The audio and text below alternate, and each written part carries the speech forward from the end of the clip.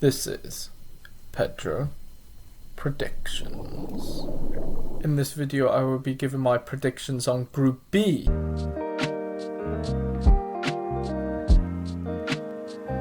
England. Compare their squad from the last World Cup to now, it has improved immensely, and England are so fortunate to have so many different attacking players, strikers, wingers, attacking midfielders.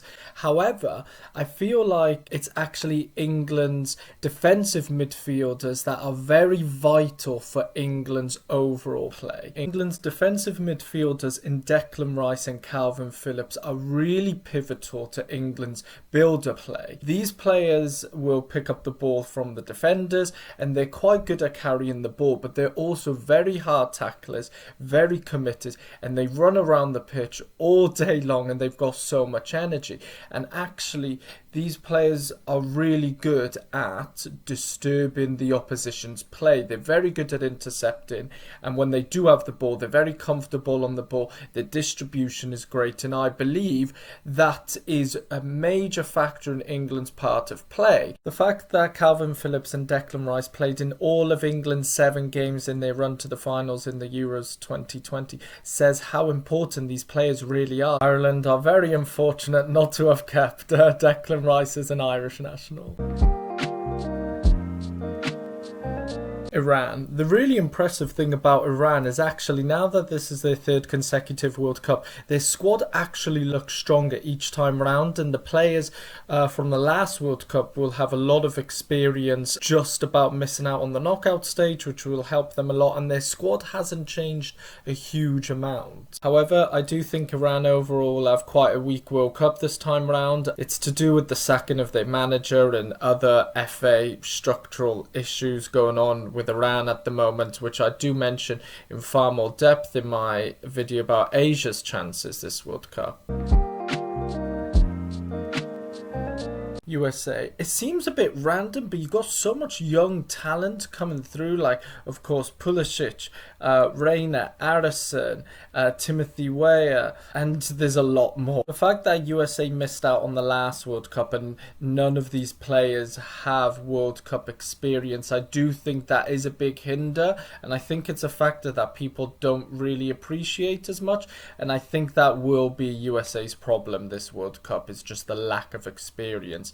Yes, you know, they've won the CONCACAF's tournaments and that, but the CONCACAF nations are nowhere near the strength of European South American. Where the USA manager Berhalter has had a lot of criticism to how he plays with the team.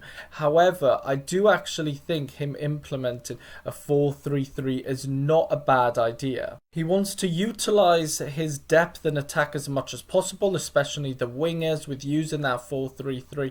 However, this does create a massive imbalance in the midfield, and if you actually look at the formation I've got, none of those 3 are actually genuine midfielders, and I think this is USA's problem. Yes, they've got McKennie, who is a great box-to-box midfielder, but that's about it, in all honesty, they've got. And I think this is where USA will run into problems, especially a team like England, who tend to hold possession a lot in the midfield and build up their play from that midfield, and they will overrun a weak midfield like USA. Wales. Cymru am beth. This is the first time in my life that one of my nations has actually qualified for a World Cup, so this is an incredible feeling. I could go on about all the fantastic players Wales have, but the thing that's really key to Wales is actually the passion with the players, and the fact that it always seems that when players play for Wales, they play better for Wales than they do for their clubs, and there's just a lot of passion, determination, team spirit as well with the youngsters and the more experienced players, and there's just such cohesion within the squad, and I think that is actually what takes Wales far in tournaments, and that will be the main factor for their World Cup. Wales like to play a 3-5-2 or a 3-4-3, and this is because Wales's attacking options are good and they have plenty of wingers, and they actually interchange amongst that front three or front two, and Wales particularly have strong wing backs. Wales's issue is actually in the midfield. They're either defence minded or attack minded, and there's no standard overall midfielder like that box to box midfielder. And I think against a team like England, who have a lot of options in midfield and who are dominant in the midfield and possession there, Wales will come to problems with that. Someone in particular to watch for Wales is Nico Williams, playing as a left wing back or left back. He likes to run at defenders, actually. He pushes up a lot, but he's also very solid defensively, goes in for the hard tackles, always tracks back defensively, but he gives quite creative options up front too. And sometimes he reminds me of Gareth Bale, of, you know, that transition of slowly going up the pitch to find his best position.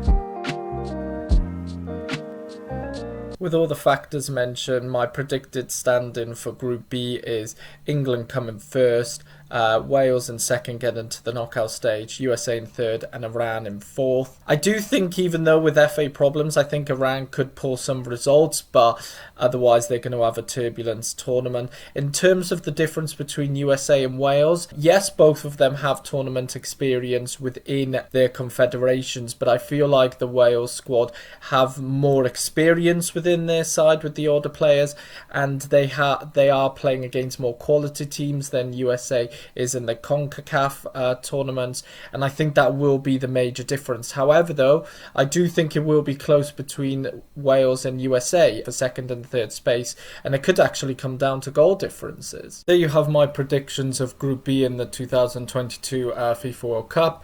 Let me know what you guys think. Do you agree with me? Do you disagree? If so, why? And as always, thanks very much for watching. Don't forget to like and subscribe, and see you in the next video. Pedro prediction.